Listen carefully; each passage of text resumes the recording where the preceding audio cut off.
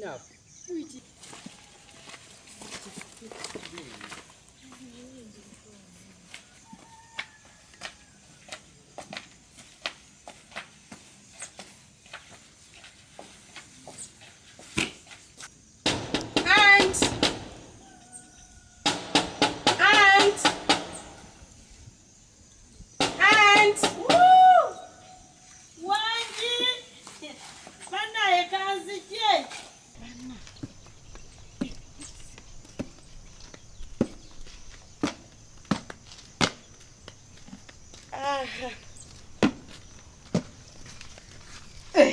Ngasanyusa okubalaba.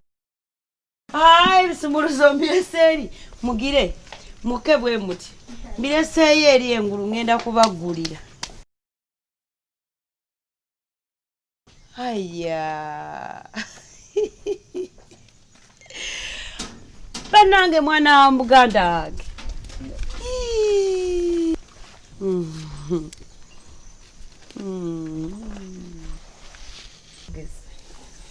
Vale kundeetera mugenzi. Ndi muwono mulese.